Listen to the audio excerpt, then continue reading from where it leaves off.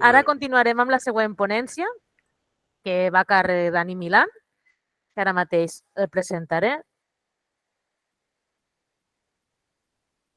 Un segon.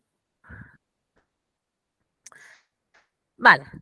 Dani Milán és llicenciat en Biologia i enginyer tècnic agrícola. També ha realitzat el programa de Direcció General de l'IES.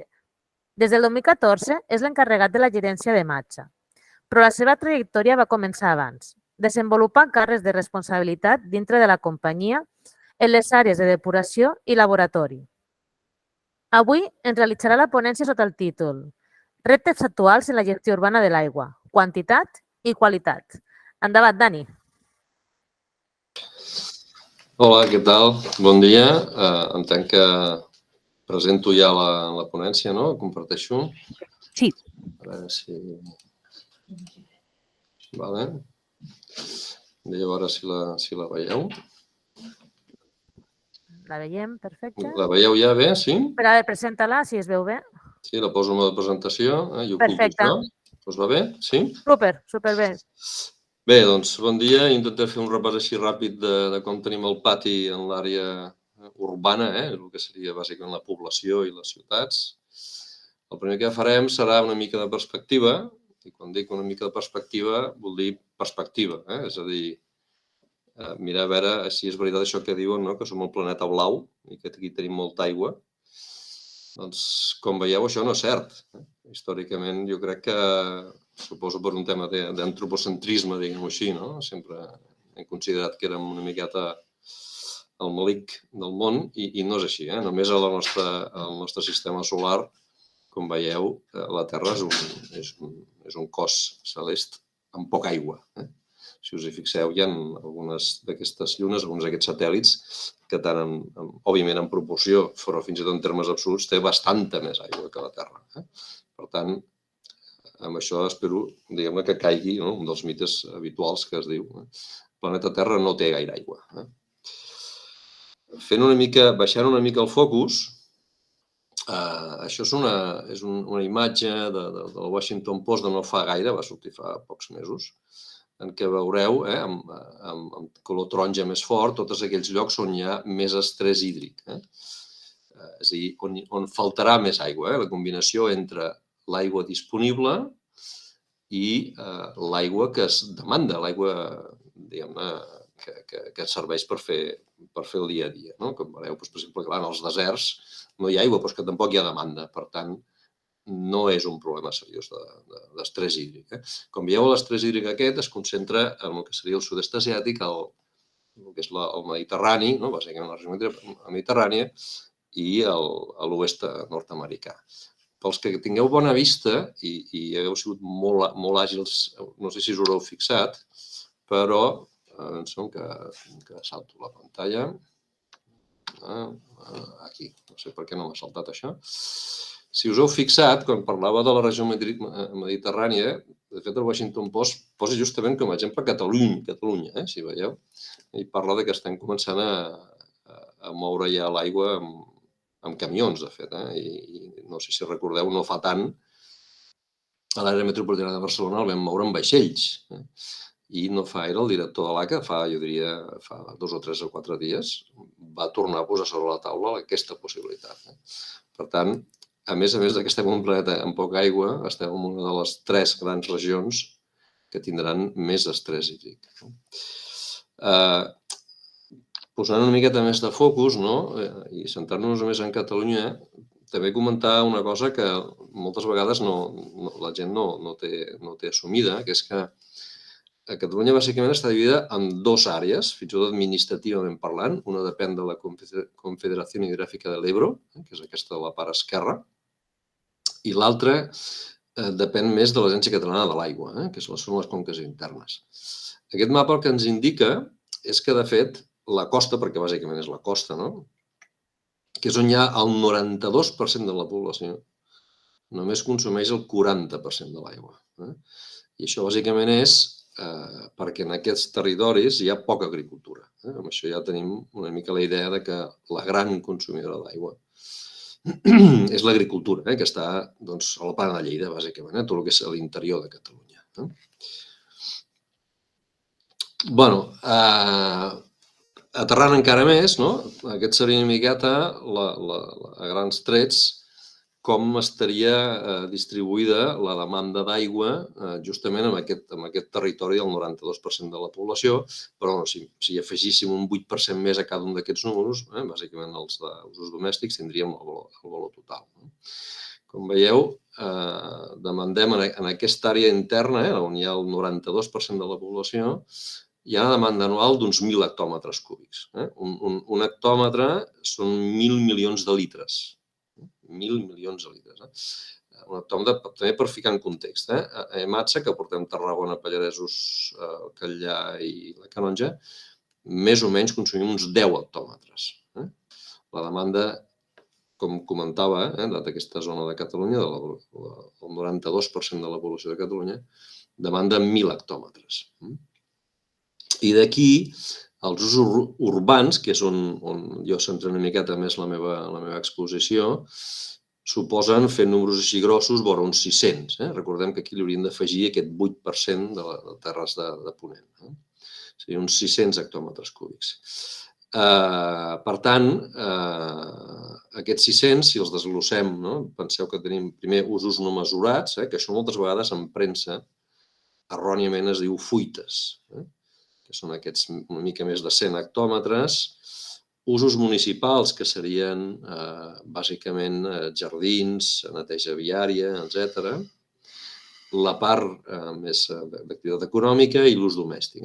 L'ús domèstic voldria dir el que arriba a les nostres cases, que són aquests, més o menys, redonint números, 300 hectòmetres. Clar, la gran pregunta és com assegurarem aquesta demanda, aquests 600 hectòmetres a les ciutats, bàsicament, si les previsions són que cada vegada tindrem menys aigua. Aquestes són dades de l'Oficina Catalana de Canvi Climàtic.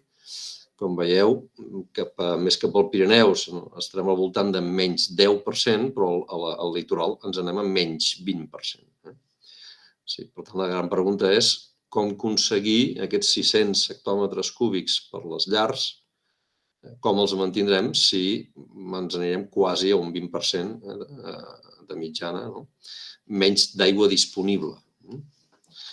Llavors, només remarcar que aquesta també és una idea que de vegades no es té quan es donen aquest tipus de dades, és que això són mitjanes. Perquè el que pot passar és el que ens ha passat ara, amb l'efecte del Niño, i poden passar coses com aquesta. No és per ser distòpic ni dramàtic, però això és el riu Loira a l'estiu passat, a l'estiu de l'any passat. El Loira, que és el riu més llarg de França, és entre 2 i 2 vegades i mitja l'Ebre, que és el riu més cabalós de la península Ibèrica. El que vull dir, per tant, és que una cosa són les mitjanes i l'altra és els efectes punta, és a dir, que conjunturalment, en aquest cas, tot sembla indicar que és per culpa del Niño, doncs ens podem trobar, per exemple, ens podríem arribar a trobar amb un riu Ebre així. De fet, el Po, que està al nord d'Itàlia, que ve a ser unes 3 vegades i mitja l'Ebre, també hi ha una foto molt similar en aquesta. Per tant, hem de ser conscients també que conjunturalment la cosa pot anar en un moment determinat bastant malament. Quines serien, al nostre entendre, o al meu entendre, les eines més bàsiques que hauríem de tenir per afrontar aquest dèficit de més o menys, aquest 20%, més o menys, que ens faltarà en els propers anys? La primera és estalvi d'aigua. És bastant simple. I el que vull dir també és que no només és bastant simple, sinó que tampoc és cap drama. Això seria una miqueta, en els últims 20 anys, 20 i pocs anys, com ha anat el consum d'aigua domèstica a Catalunya. A Catalunya, per aquest mapa cosificat a l'inici, normalment sempre les dades es separa l'àrea metropolitana de Barcelona de la resta de Catalunya. Però en qualsevol cas, com veieu, en els últims 20 anys hem baixat al voltant d'un 20% el consum de l'aigua de l'aixeta. Per tant, sembla raonable pensar que es pot encara baixar una mica més. Aquestes dades són del 22, el 23 no està tancat, però fa pinta que les primeres dades que s'estan començant a publicar i que ja veurem com acaba, s'estan començant a pensar ja que només en un any baixem 5 punts de cop. Per tant, una de les mesures més lògiques seria estalviar. Anem a fer un exercici teòric, veiem factible, o jo almenys veia factible, que si en 20 anys hem baixat 20 punts, en els propers anys, en aquest període que va fins al 2050, seria lògic pensar que almenys podríem baixar un 10%. Recordeu que hem dit que més o menys el consum de les llars a Catalunya són 300 hectòmetres, per tant podríem estalviar-ne 30 hectòmetres. 30 hectòmetres que haurien de servir per satisfer aquesta mancança que tenim de cara al futur. Tarragona, com estem? Doncs estem, si us hi fixeu, perdoneu, torno enrere, estem, si us hi fixeu, a Catalunya estem al voltant dels 120 litres habitant i dia, l'àrea metropolitana per temes, diguem-ne, urbanístics, ells estan una mica més baixos, estan a 105, 106. Tarragona està al voltant de 112 i enguany segurament baixarem de 111. Estem entremig, som una mica un exemple paradigmàtic entre l'àrea metropolitana i la resta de Catalunya, però en tot cas, com veieu, també estem baixant el consum d'aigua domèstica, per tant, també seria aplicable aquest criteri. La segona pota, primer hem dit estalvi, el segon seria eficiència, perquè ens entenguem, que seria el rendiment hidràulic. Això que us he comentat abans d'allò que se'n diuen aigua no mesurada, que a vegades es parla en premsa, perquè va sortir fa uns quants mesos bastant a la premsa, de les pèrdues de l'aigua que hi ha a la ciutat. Bé, doncs, l'eficiència voldria dir aconseguir disminuir els fraus, perquè encara que potser no hi hagi prou consciència, hi ha gent que roba l'aigua de les xarxes urbanes i no són poques. Les fuites en si mateixes, és a dir, les xarxes d'aigua urbana estan pressuritzades, treballen a molta pressió, per tant, a vegades hi ha petites fuites. Consum no registrat, com per exemple el que hi ha en els sistemes contra incendis, dels bombers quan han d'agafar aigua, aquesta aigua no es compta, subcomptatge de comptadors, és a dir, que els comptadors a mesura que s'envelleixen compten que va de menys aigua, purgues, neteja, etc. Com en general totes les operadores, el sector està intentant abordar aquest tema? Doncs ficant-hi tecnologia, ficant-hi ciència, és a dir, intentant, utilitzant dades, les operadores d'aigua generem moltíssimes dades, moltíssimes, de cabals, de pressions, de consums, de pòlisses, geogràfiques, de cotes, de molts tipus de dades, i en base a aquesta dada anar categoritzant per obtenir informació, linkant, i al final, un cop prioritzant tota aquesta informació, generant coneixement. És a dir, en el fons, el que estem dient és aprofitar tota aquesta onada d'intel·ligència artificial, de machine learning, de totes aquestes eines que la tecnologia ens està posant al nostre abast per començar a identificar, per exemple, on hi ha un frau, que no és tan senzill de fer, però cada vegada serà més fàcil. I aquí, què tenim aquí? Bé, doncs aquestes són les dades que dona la patronal, l'ASAC, l'Associació d'Aigües de Catalunya, dels últims anys. Com veieu, el global de Catalunya, que està a l'esquerra de tot, el rendiment de xarxa, és a dir, per cada 100 litres que s'agafa d'un pou i es posa a la xarxa, quanta gent, o sigui, quants litres arriben a ser facturats. Com veieu, estem al voltant del 75, 76, 77%. Això vol dir que hi ha un 23-24% que d'alguna manera forma part d'això que us deia abans, de fraus, de subcomptatge, etc. I l'àrea metropolitana, que a Barcelona us comentava abans, primer perquè pel model d'operació i per qüestions urbanístiques tenen capacitat d'estar una mica més alts, doncs es trien el 85%. Això vol dir que el 15% de l'aigua no es pot mesurar, o es perd des del punt de vista de sistema, de que no es factura. Sembla lògic pensar doncs, que en els propers anys, sobretot gràcies a la tecnologia, podríem també reduir un 10% aquests usos no mesurats. Si recordeu, eren uns 130 hectòmetres. Per tant, també arrodonint, podríem dir que si som capaços de reduir 10 punts aquests usos no mesurats, doncs tindríem també 10 hectòmetres més. De fet, amb aquest 10 i amb l'anterior 10, recordeu que el dèficit que hi haurà previst és del voltant d'un 20%. Per tant, aquí ja tindríem una part important de la solució. Només per contextualitzar, a Tarragona estem al 85%, estem una mica a la banda alta, però també amb aquesta evolució, és a dir, que hem anat millorant. De fet, hi ha una dada una mica històrica que nosaltres vam estar esbrinant no fa gaire. L'any 83, quan es constitueix la companyia, el rendiment de la xarxa era el 37%. Fixeu-vos si la cosa ha anat millorant i la capacitat que podem encara d'anar aplicant tecnologia per anar rascant dècimes i anar pujant aquest rendiment hidràulic. I l'última mesura és l'economia circular. És a dir, tenim bàsicament estalvi, eficiència i economia circular. Com? Doncs amb regeneració d'aigües. Què vol dir això?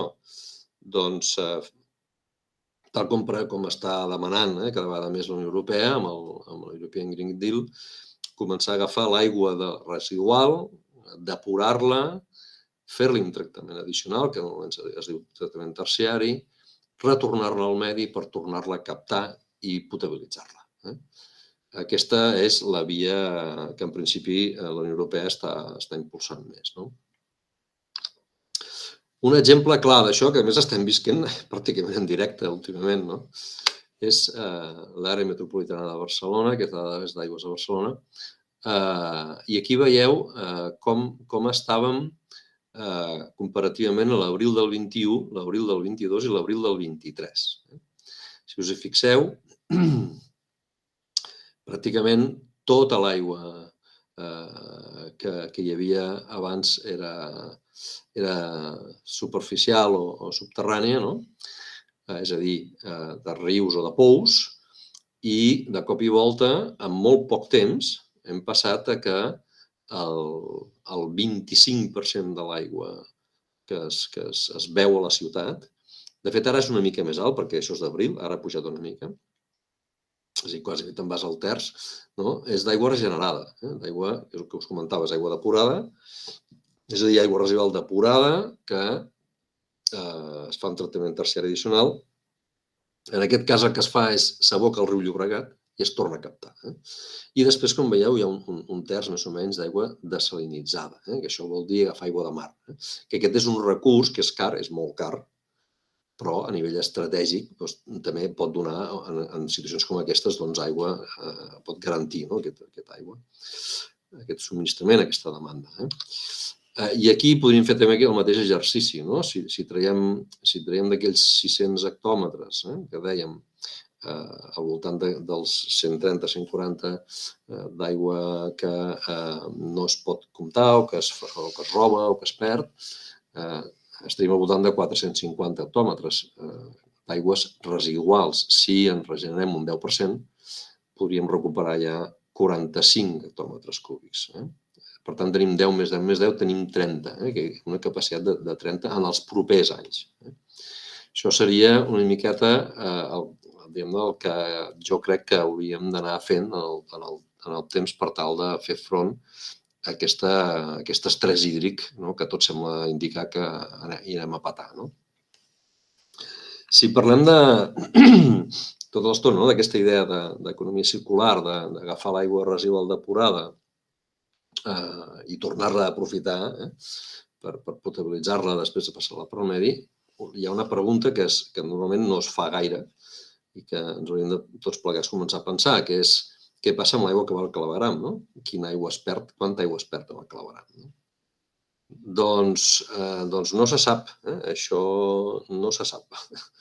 En el sector, l'aigua d'abastament, l'aigua de boca, sempre ha tingut molta prioritat i s'hi ha treballat molt, però en l'aigua residual del clavegram sempre ha sigut una miqueta la germana pobra i aquí segurament ens hi haurem de ficar tots plegats i començar a millorar i molt tot aquest àmbit de l'aigua residual del clavegram. De fet, ara acaba de sortir una normativa, no fa gaire, que ja va en aquesta línia, una normativa que ha entrat en vigor ja i que dona un període de 3 més 10, és al voltant d'uns 13 anys, per començar a solucionar, entre altres coses, aquest tema que us comento. Ara m'agradaria sempre acabar aquestes xerrades posant el focus en que sempre estem parlant de quantitat, però no ens en donem compte que a mesura que la quantitat baixa, no només hi ha menys aigua, sinó que allò que l'aigua porta dissolta augmenta la seva concentració, perquè es dilueix menys. Què vol dir això? Que a mesura que hi ha estrès hídric, a mesura que anem passant sequeres i a mesura que plou menys, etc., cada vegada es dilueix menys allò que hi ha en l'aigua natural. I això vol dir que la qualitat cada vegada empitjora. Qualitat, per cert, que vol dir inocuïtat, és a dir, estem parlant d'un aliment, de fet, per tant, cal garantir que aquest aliment és totalment inocu, que és totalment saludable per a la salut. I, per tant, no és un tema gens menor. Això és una gràfica del Consorci d'Aigües de Tarragona, que sapigueu que en general, tot el que és el sud de Catalunya, la major part d'aigua ve de l'Ebre, del mini transvasament que es diu, del riu Ebre, i aquesta dada posa en manifest això que us estic dient. Si us hi fixeu, als anys 70 teníem una concentració de residu sec, una concentració de calci o de sulfats o de clorurs, que cada vegada va pujant i pujant i pujant i pujant. I si us hi fixeu, no és poc el que va pujant. I pujarà més. De fet, aquest any 23 aquesta corba puja i bastant, perquè encara està cada vegada més accentuada aquesta sequera i el cabal del riu Ebre cada vegada és més baix. Això vol dir que l'aigua cada vegada té més clorurs, més sulfats, més calci, més de tot, i això s'ha de treure. I això, a més, això perquè fa el riu. Amb un pou passaria exactament el mateix, o amb un llac, un embassament, perquè ens entenguem. Passa exactament el mateix. Cada vegada els minerals estan més concentrats i arribarà un moment que s'hauran de treure perquè si no, no podem garantir que l'aigua sigui estrictíssimament saludable. Això pel que fa al que serien els minerals, però a més la nova normativa, que és una directiva europea que ha sortit, ens posa de manifest que no només hem de tenir en compte els minerals. Ara us ficaré, perquè també dona la sensació a vegades que la gent no sap la quantitat de coses que es controlen amb l'aigua. Us ficaré un exemple del que demana aquesta directiva i, per tant, us ficaré un exemple que aneu veient que no estem controlant 1 o 2 o 3 o 4 o 5 o 6 o 7 o 8 o 10 paràmetres, sinó que l'aigua com a aliment s'ha d'anar controlant tot això que veieu per aquí. Tot això que veieu per aquí. En concret, no són 71 paràmetres, com podria semblar per aquest numeret d'aquí que veieu un 71, perquè penseu que en molts casos, penseu, per exemple, el 35, el grup 35, això són dotzenes i dotzenes i dotzenes de compostos. Els polifluoralcans també són una vintena, és a dir, estem controlant segurament al voltant d'uns 200 paràmetres. Tots aquests paràmetres, un cop arriben a l'aigua, si no hi ha suficient aigua per diluir-los, s'han de tractar i s'han de treure de l'aigua. Això vol dir que aquesta manca d'aigua fa que no només, en el cas d'un pou, per exemple, haguem de treure l'aigua de més al fons, o sigui, hem d'anar més al fons a buscar-la d'un lloc més profund i, per tant, gastant més quilowatts per treure l'aigua d'un pou, sinó que, a més, aquesta aigua hi haurem de destinar més diners per poder-la tractar, per eliminar tot això que veieu aquí. Això és el que ve a dir aquesta diapositiva. És a dir, d'una banda tindrem una aigua que haurem de controlar cada vegada més perquè n'hi ha menys quantitat i, per tant, tot allò que arriba a l'aigua s'ha de controlar i, per tant, s'ha de també tractar i s'ha d'eliminar. Això vol dir un major cost. No sé si esteu ara mentalment ficats, però la setmana passada o l'altra, tota l'àrea metropolitana de Barcelona va pujar de cop la tarifa de l'aigua un 30%, un 30 i pico. I bàsicament és per això, és a dir, perquè cada vegada es necessiten més quilowatts, més energia, l'energia, com ja sabeu, és molt cara, per aconseguir o bé augmentar els tractaments o bé agafar aigua desalada, que l'aigua desalada és molt cara de tractar. I amb això, només afegir, com comentava abans, com sempre, què passa amb les aigües residuals, què passa amb la qualitat de les aigües residuals. Doncs amb la qualitat de les aigües residuals fins ara no hi havia focus.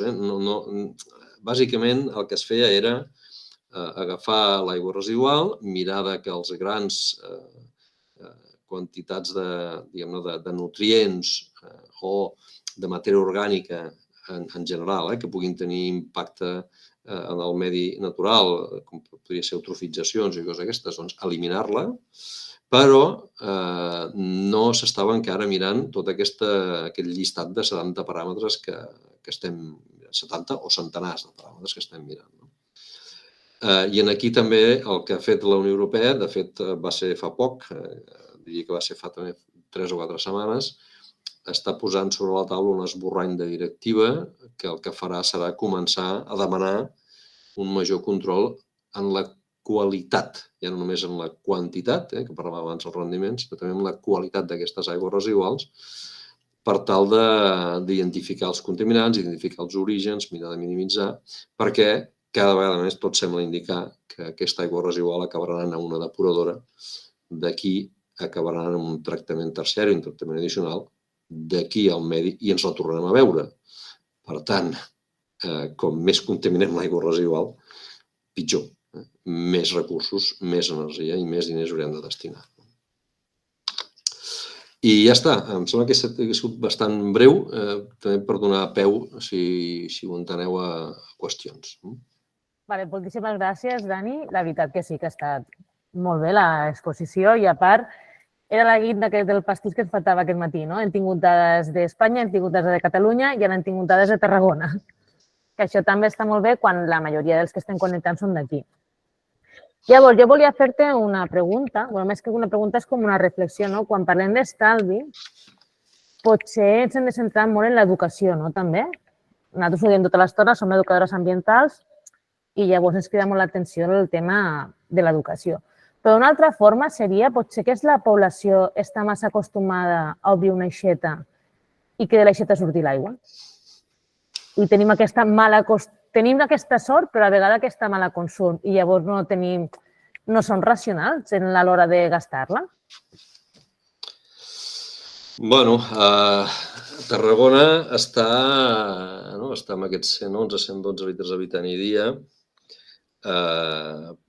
Perquè us feu una idea, perquè és que ho vaig sentir fa molt poc, a Gaza, que ara està tant en la televisió, em sembla que el SECNUR va dir que estaven entre 1 i 3 litres habitant dia.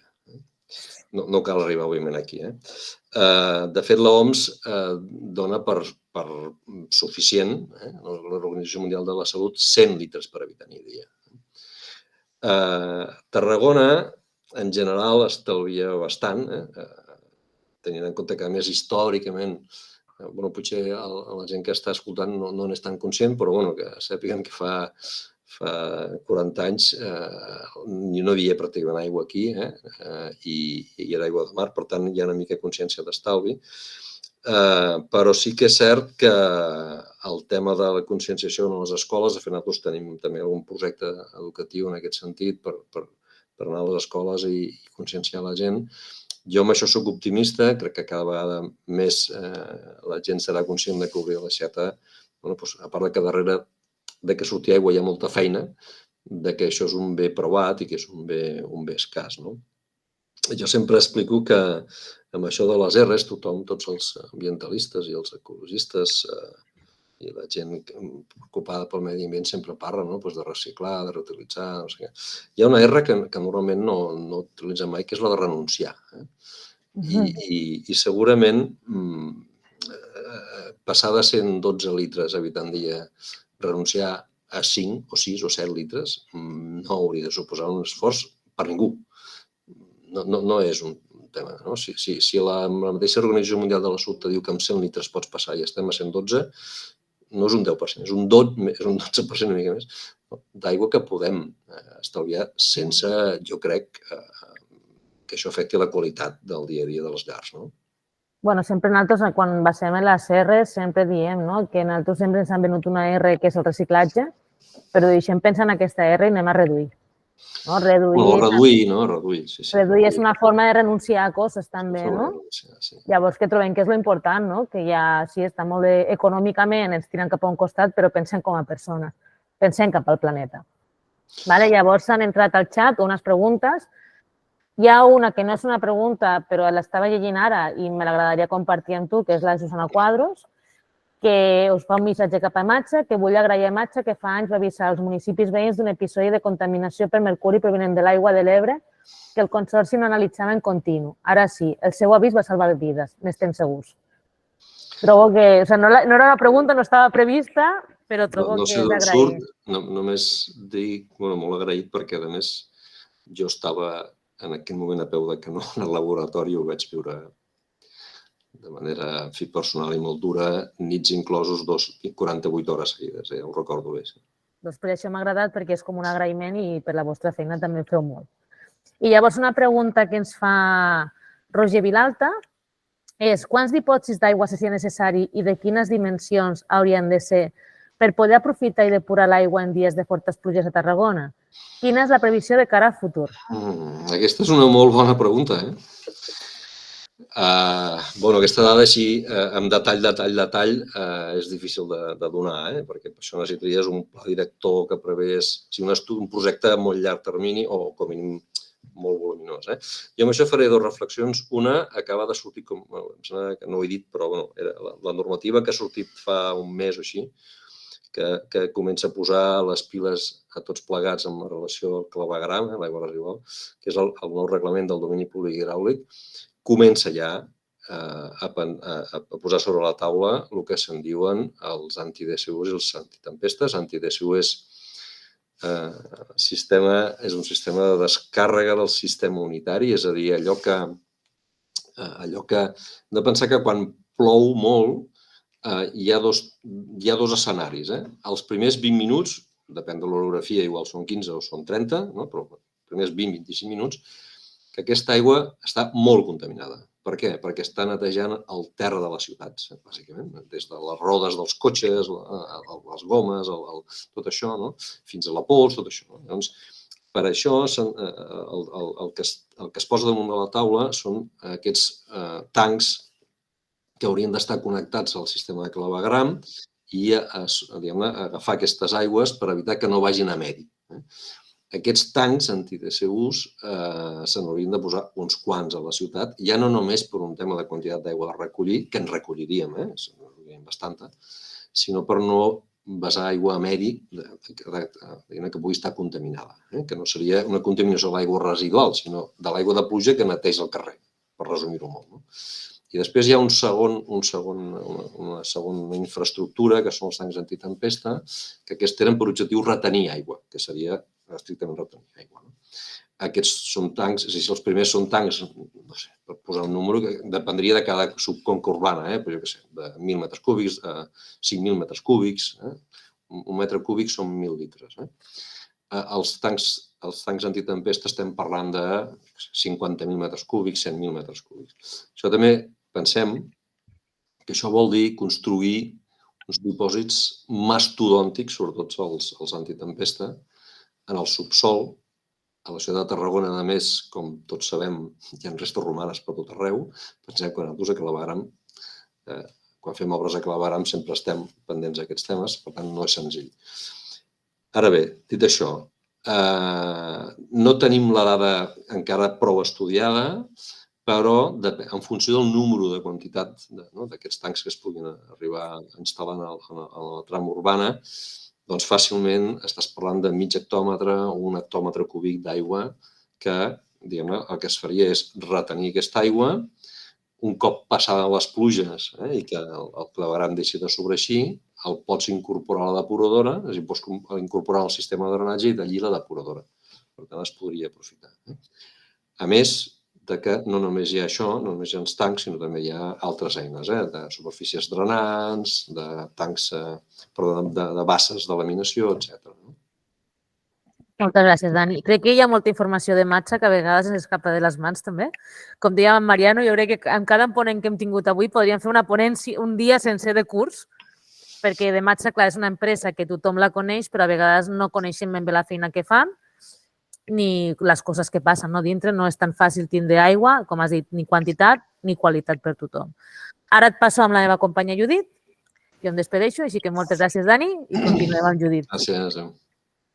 Dani, hi ha dues preguntes més fetes per Susana Quadros, que abans la Petit ha dit que també havia posat l'agraïment. La primera és: Ematsa té planificat passar a terciari algunes o totes de les depuradores que ajuda a gestionar? Bé, això és un tema administratiu. Això vaig a fer una mica de zoom. Quan es paga l'aigua, es paguen tres coses. Es paga el que és la tarifa de l'aigua, es paga l'IVA i es paga el cànon de l'aigua. El cànon de l'aigua és un impost que es recapta perquè se'n va a l'organisme de conca, que és l'Agència Catalana de l'Aigua, que és la que paga aquestes instal·lacions en alta, que se'n diuen, el que paga els terciaris.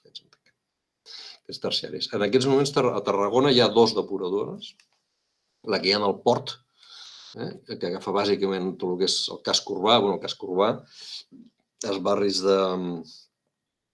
de Ponent, agafarà, perquè encara no està agafant Canonja, agafa Constantí, Pallaresos, etc. Aquesta és una, i l'altra que és la depuradora que agafa de Tarragona, els barris de Llevant, que agafa Altafulla, els barris de Llevant, la Riera de Gallà, el Catllà, etc. Per tant, hi ha 2 depuradores. A la primera, que és la més gran, aquí ja hi ha un terciari. L'Agència Catalana de l'Aigua, en el seu moment, ja va pagar un terciari. De fet, es va cofinançar en gran mesura amb fons FEDER. I aquesta és una aigua que, juntament amb la depuradora de Salou, el que fa és alimentar el terciari que va a la petroquímica. Això què fa? Doncs que a mesura que la petroquímica tracta aquesta aigua i la fa servir, bàsicament la fa servir per refrigerar, doncs deix de captar aigua del riu Ebre. És un balanç. Amb l'aigua normalment sempre has de fer balanç macro. La depuradora de Tarragona Altafulla vam fer ja una memòria i vam fer uns estudis i vam presentar-los a l'Agència Catalana de l'Aigua,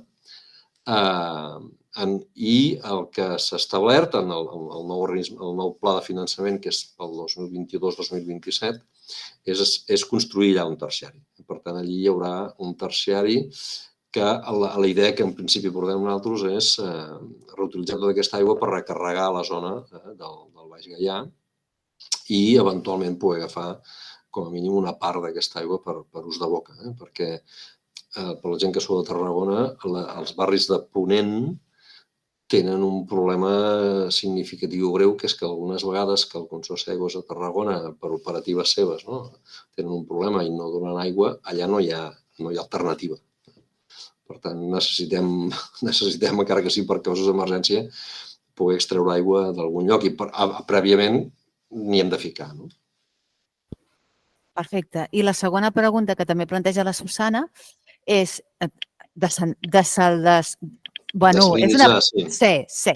No sé per què en espanyol es diu desalar i nosaltres hem de dir desalinitzar. Desalinitzadora, saps allò que sembla? Sí. Doncs, si Ematsa es planteja instal·lar desalinitzadores construïdes amb energia solar tèrmica que evapora l'aigua marina sense dependència de l'elèctrica. Com ho veus, això? A veure, les desalinitzadores consumeixen, fent números grossos, 3 quilowatts metre cúbic. 3 quilowatts per cada 1.000 litres que posem a la xarxa. Un pou no arriba a mig. i una aigua regenerada. Ara tenim dades d'aigües de Barcelona, no? A Barcelona no arriben a 2, estan a 1,5, més o menys. És a dir, perquè ens fem una idea, no? Utilitzar o regenerar aigua residual costa més o menys la meitat que una desalinitzadora. Llavors, aquesta energia que efectivament es podria fer amb plaques solars, necessària per desalinitzar, és més lògica destinar-la als altres usos. Això vol dir que no es planteja, veurem com acaba. La desalinitzadora té un gran avantatge, crec que és l'única que té, és que el recurs en principi no te l'acabes. I llavors, quan estàs amb l'aigua, al revés, quan no estàs amb l'aigua als peus, més que amb l'aigua al coll, doncs, clar, quan costa l'aigua? El que costi és igual, és igual el que costi perquè necessites aigua i la pagues. Però amb bona lògica hauria de ser una última alternativa si això s'empitjora i s'empitjora molt. Pensem també, és un tema també de concepte, una aigua regenerada vol dir que si arribes a fer un concepte d'economia circular 100%, això no s'acaba mai, d'aigua. Per tant, portaria a pensar que una desalinitzadora sí que podria tenir sentit si algun dia hi ha un problema gros, com a mínim que tinguessis el comodín de la llamada i poguessis dir, com a mínim engego i alguna cosa va. En certa mesura, una mica sí que tindria un cert sentit. Però més que des del punt de vista, sobretot bàsicament des del punt de vista de resiliència, és a dir, de just in case. Penseu que tenir la depuradora, la desalinitzadora, ara que a Catalunya hi ha 2 desalinitzadores, clar, el problema és que les han de tenir aturades la major part del temps, i això vol diners també. Vale, Dani, doncs queda una pregunta que és de l'Àngel Juárez, suposo que el coneixes ja també. Sí, que el conec, sí. I li donarem pas perquè la faci ell mateix, ¿vale? Aprofitant que el tenim aquí. Ángel, cuando quieras. Què tal? Ai, no té el micro activat, un moment. Estàs mutejat, tens el micro aturat. Ara, ya está. Ahora sí. Vale, te deixo amb ell. Enhorabuena porque la ponencia ha sido estupenda además y es lo que decía antes la Patricia. Hablamos mucho tiempo y hablamos de Maxa y de la empresa de aguas y tal, pero hay una cantidad de información que se desconoce y yo creo que sería bueno también que todos los ciudadanos, ojalá este curso haya servido también esta ponencia para dar a conocer la cantidad de temas que estáis tocando, ¿no? Como empresa y como Maxa, ¿no? Que la gente desconoce. Y uno de los temas que nosotros hemos publicado en su momento, estos años atrás, con la pandemia, era pues los residuos que salían de coronavirus, el análisis que hacíais puntualmente. Solamente es muy simple. ¿Siguen saliendo? ¿Habéis hecho un análisis? ¿Cómo está el tema de la pandemia? ¿Siguen saliendo o no? Sí. Esto me da pie también a comentar un tema que he introducido un poco, ¿no? Que es que en la nueva directiva de aguas residuales, que parece que va a salir el año que viene, justamente la directiva lo que dice es, o va a decir, supongo, o al menos el borrador dice, que las aguas residuales tienen que ser una herramienta de control de salud pública, porque la experiencia que se ha tenido con el control del SARS-CoV-2 en aguas residuales ha sido muy buena en todo el mundo. Concretamente, la respuesta a tu pregunta es sí continuamos haciendo, porque el Departamento de Salud entendía que era una serie histórica que valía la pena continuar porque es una información muy válida, incluso ampliar con otros indicadores de salud pública. Y sí estamos haciendo y sí ha subido un poco estos últimos días. Obviamente coincides que es una manera muy rápida y barata y anónima de monitorizar y efectivamente monitoriza. Es decir, cuando los casos clínicos suben es porque antes ha subido un poco, 2 o 3 o 4 o 5 días antes ha subido las aguas residuales. Y sí, estamos monitorizando y estamos reportando a la Consellería de Salud este dato.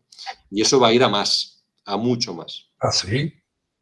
En el sentido de que cada vez vamos a mirar más agentes patógenos o indicadores desde antidepresivos o antiinflamatorios o drogas o cualquier tipo de indicador de ese estilo. El agua residual se va a convertir en en una herramienta de control de salud pública de primer nivel, yo creo. Y como en un barrio en unos parámetros. Y va a salud, ¿no? ¿Me dices?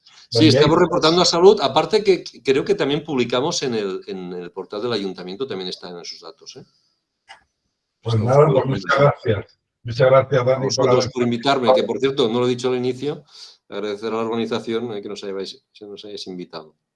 Encantado y bueno, y seguimos. Y gracias por la ponencia y por participar. A vosotros. Seguimos. Molt bé. Bé, doncs Sí? em sembla... No sé si la Patrícia o la Judit tenen alguna cosa a afegir. Donar-te les gràcies de nou i ja està. Molt bé, gràcies a vosaltres. Que vagi bé. Adéu-siau. Adéu. I nosaltres, de moment, ens desconnectem. Tornem a les 3:15 amb la taula rodona.